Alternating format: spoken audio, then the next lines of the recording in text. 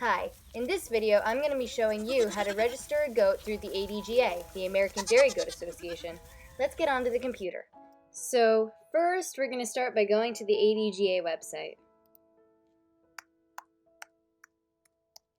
at adga.org. ADGA stands for the American Dairy Goat Association, and we're just going to log in to and once you're logged in, that will take you to the member services page. So you can get rid of this. So now, to register a goat, you're going to click Register a Goat in Member Services. Depending on what device you're using, it'll be in a different spot, but it will be in this list area.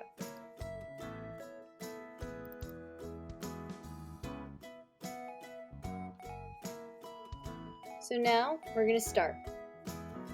Here is a checklist. So for this demonstration, I do not have an actual goat that I'm registering. I'm going to stay with I own the sire breeding and the dam at birth. We only have one buck, so if you are already in the ADGA system, and I will show you how to do that in a minute, you just click look up sire. It's from your account. And this is Rocco. We call him Rocco because that's what the old owners called him, but this is his registration name. I'm going to save our changes, and this is his ID, and this is his ID through the ADGA. It's a little bit of a mouthful to say. As far as our fake mother, I'm just going to select Pika. Yeah. Date of birth, so we're just going to do October 1st, 2020, even though it isn't. And we're going to select a doe. The buck is a boy and a doe is a girl. Total males in birth. Sometimes goats will give birth to more than one. Pika was born in a group of 4. And in that scenario, there were 3 males and 1 girl. But for this, since our made-up goat is a doe, there's going to be 1 girl, no boys. Goat name, we're just going to call her New Goat. Do not include herd name. This basically means that when you get your account on your registration, this is Pika's name, but this was the breeder. This is their herd name. And this goes at the start of every goat that's ever born. It's individual for every different farm. Color and markings.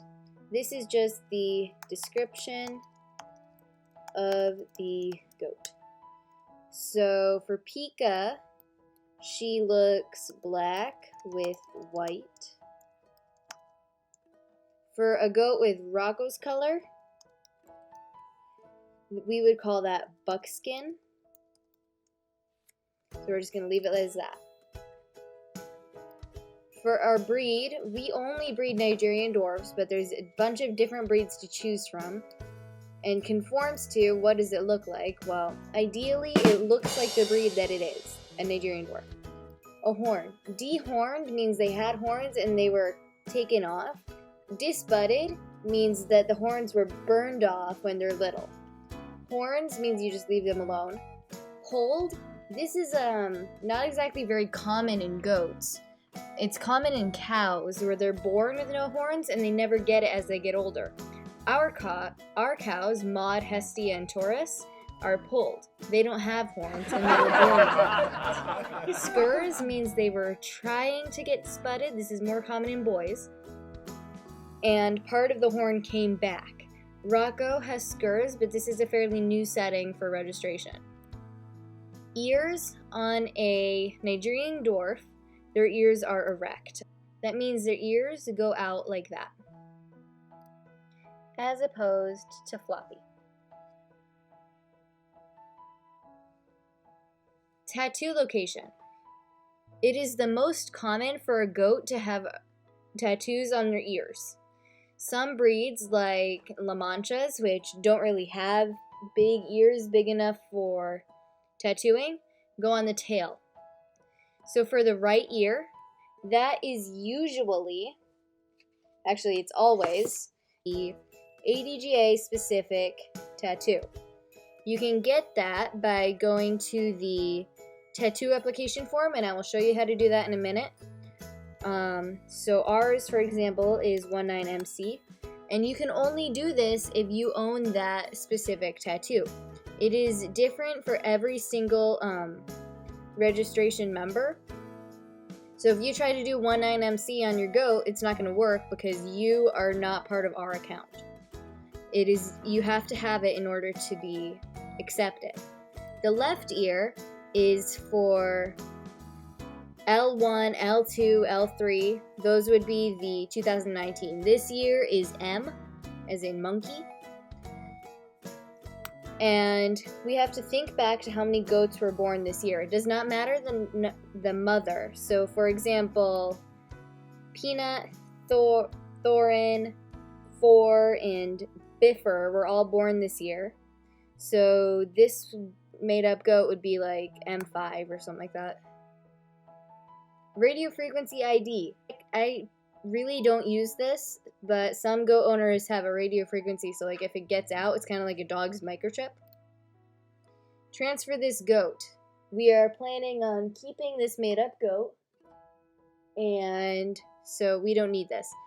This is a doe 4th-generation pedigree. This is kind of cool, especially for bucks, because then if you decide to do stud services, which we don't, you can show them like, well, this was the parents, this was the grandparents, these are very good genetics, and just kind of helps prove that this line goes back a while. It's going to check your application for errors, and this can sometimes take a minute or two.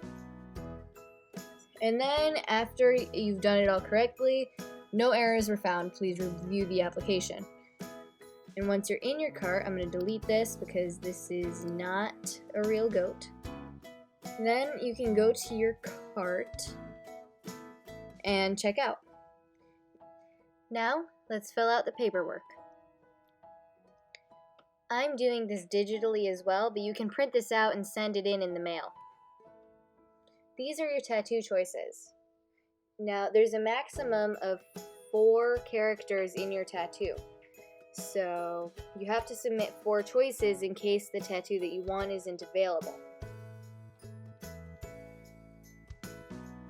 Then you're going to fill out your name, your ADGA ID. You get your ID when you sign up to have a new membership. Put in your phone.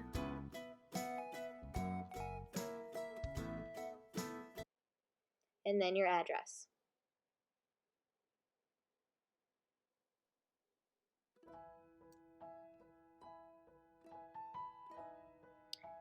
This is your PIN application. If you want to do it digitally like I did earlier, you're going to need to submit a PIN application. You're going to fill out your information, and you can email this, you can mail it, or you can fax it. ADGA includes all of their information on their page.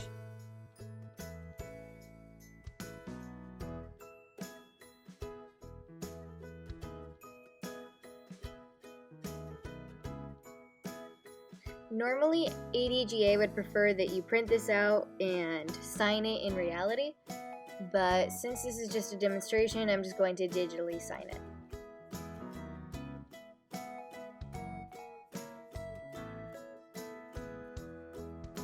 The second page of the PIN application form is the signature authorization.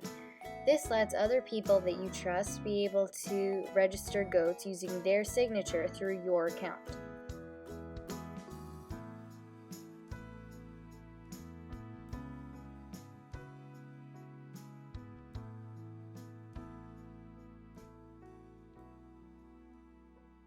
Again, this form can be submitted through mail, fax, or email, as well as online.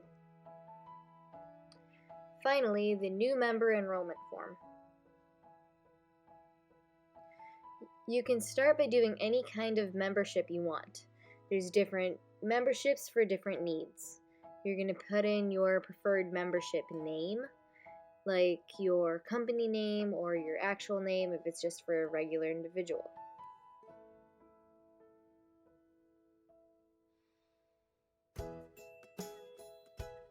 They want your 4 tattoo choices. If you're making a new membership form, it is unnecessary to submit a tattoo application.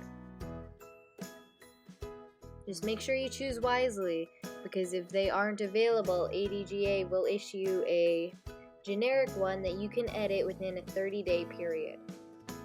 Check all of the breeds that you own.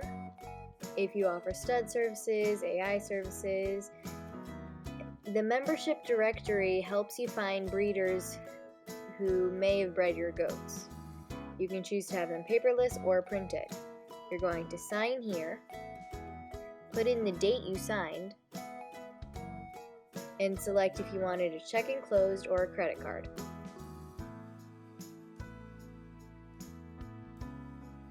This pays for your new membership. Memberships need to be updated yearly, and if you update your membership after September 1st, you only pay $30. Well, that's it. I published a blog post about this at our new website. See it in our description or type this into your search bar. We're also featuring the t-shirt High School Graduate. Find the link to the shirt in the description. Thank you. Hey there, we're the Vineyard Chicks, and we'd really like to thank you for watching. If you liked this video, go ahead and tell us by clicking like.